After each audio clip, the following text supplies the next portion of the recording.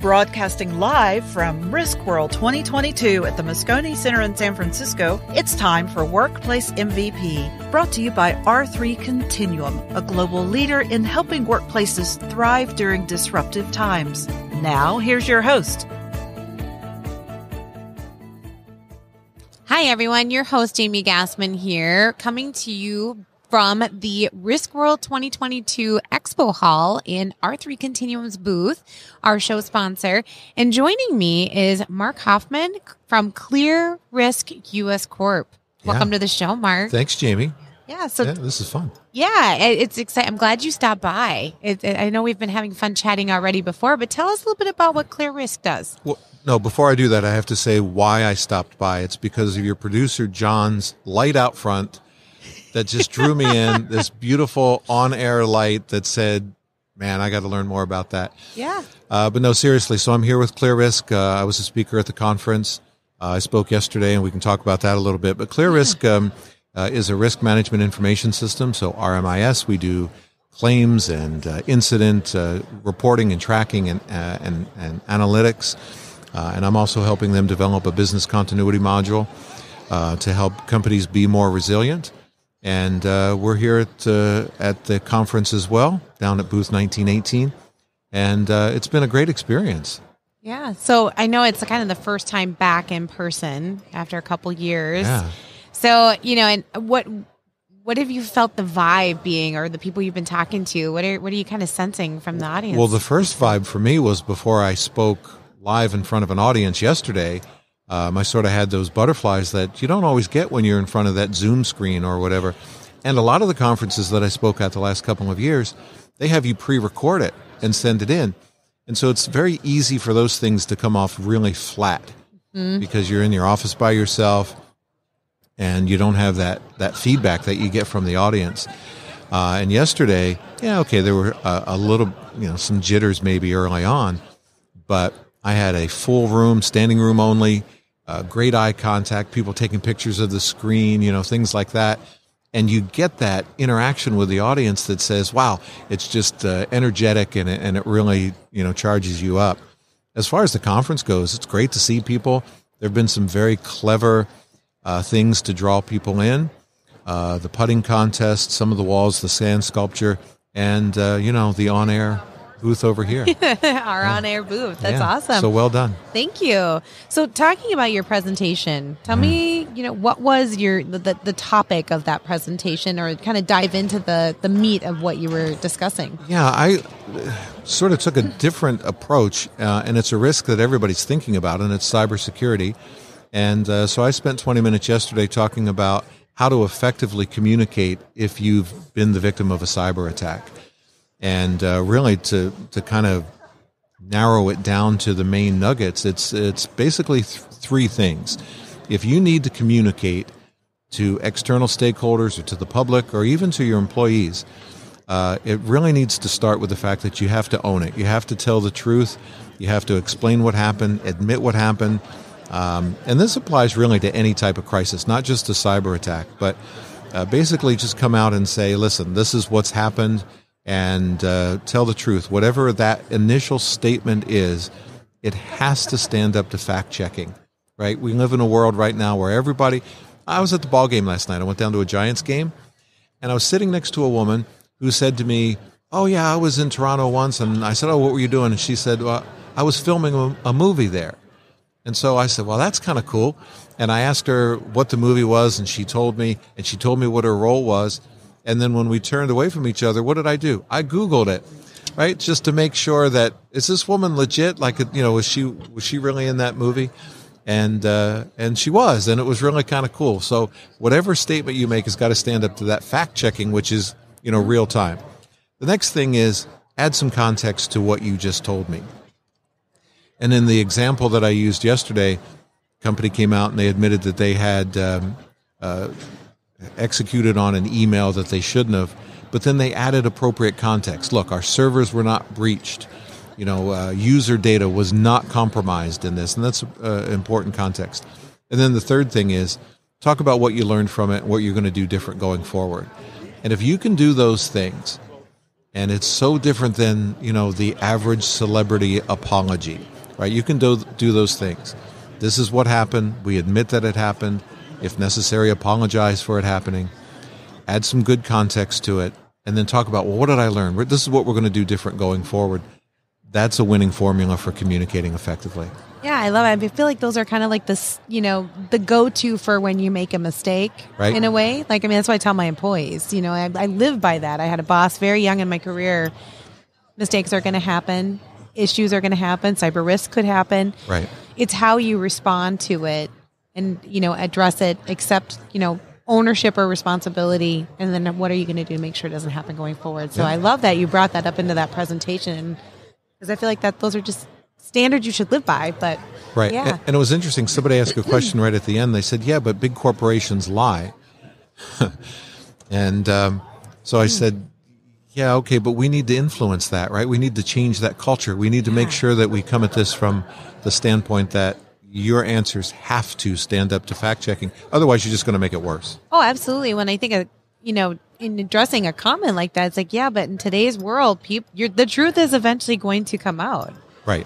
And where do you want to, would you want to be like on the positive side of that or the negative? That's right. Lawyers like to use the term the fact pattern. Yeah. And the fact pattern is you better be right. You better, be on the side of right as you go forward. Yeah. Yeah. Interesting.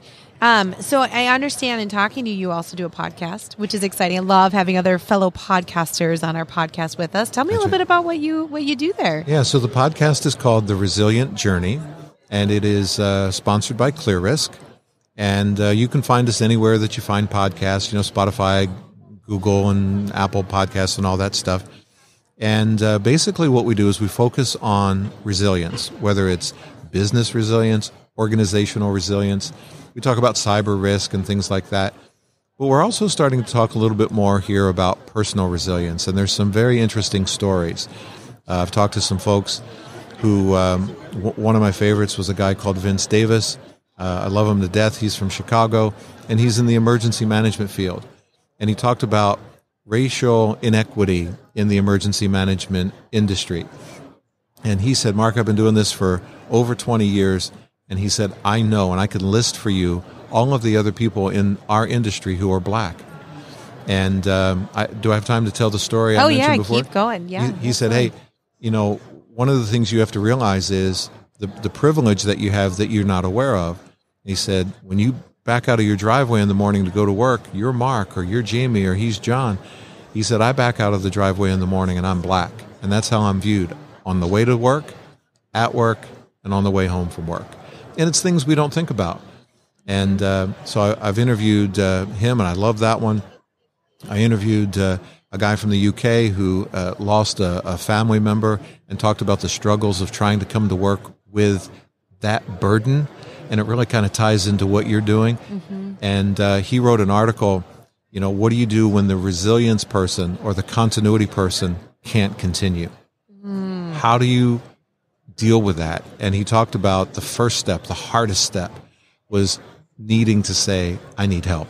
Yeah. I need a break. I need to stop. Yeah. And you have talked to a lot of people as well. And, even on this podcast, some that have, experienced some really traumatic events in U.S. history. I interviewed a gentleman that was in the Pentagon during 9/11. Wow, yeah. And so hearing those personal stories, I think they're so helpful in allowing you to be able to connect yourself so that you're not just assuming you think you know how somebody feels, but you're actually learning from somebody what that feels like. Right. And that's so powerful. Right.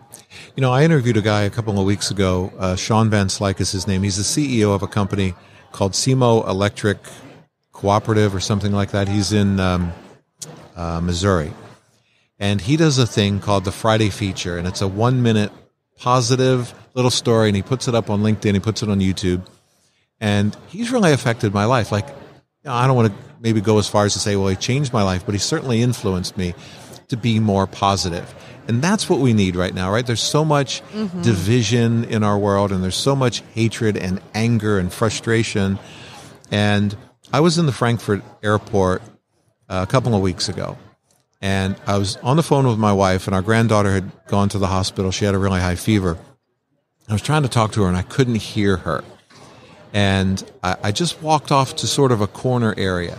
Well, it turned out it was one of those entrance areas to the lounges, where the elite travelers get to go. And the guy comes up to me, he goes, "You can't be here." And I said, I'm having an important conversation and I can't hear out in the main hallway. I don't care. You can't be here. And so it turned into a little bit of an argument. So I went somewhere else. I got off the phone with my wife and I went back up to him and I said, "Look, I understand about the rules, but you could have showed some compassion there. And that's just for all of us. Yeah. Be better. Let's be better. Let's raise the bar and not look at our neighbor and say, Jamie, you need to be better. Look in the mirror and say, Mark, you need to be better."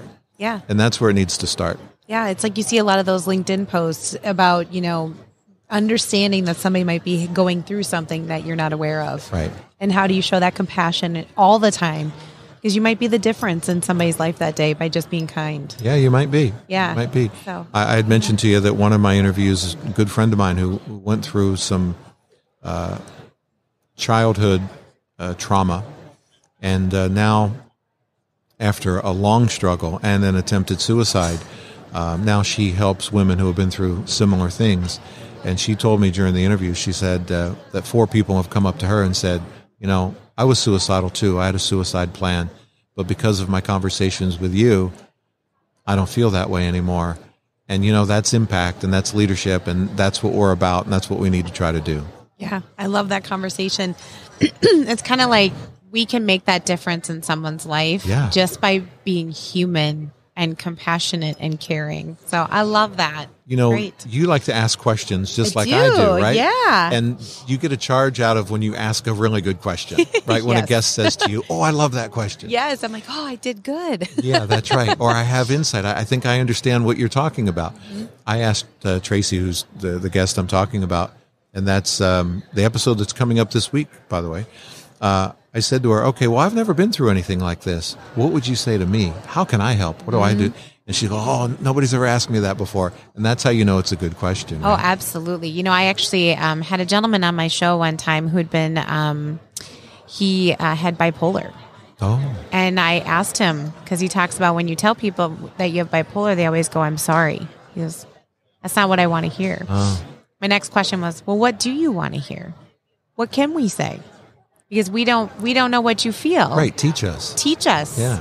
What would you like us to say? So it was awesome. So no, I'm right there with you. I think this is great. And really appreciate you stopping by and joining us. Thanks for having me. And now you owe me one. Now you have to be a guest on my podcast. Oh, I'd love to. Thank you for the invite. Absolutely. We'll talk about what you do here and what the company is all about. Yeah, because it's all part of being resilient. Absolutely, it is part of being resilient. And I would be honored to be on your show. Awesome. Yeah, wonderful. Thanks again for joining us. Thanks for having me. Thank you for joining us on Workplace MVP. R3 Continuum is a proud sponsor of this show and is delighted to celebrate most valuable professionals who work diligently to secure safe workplaces where employees can thrive.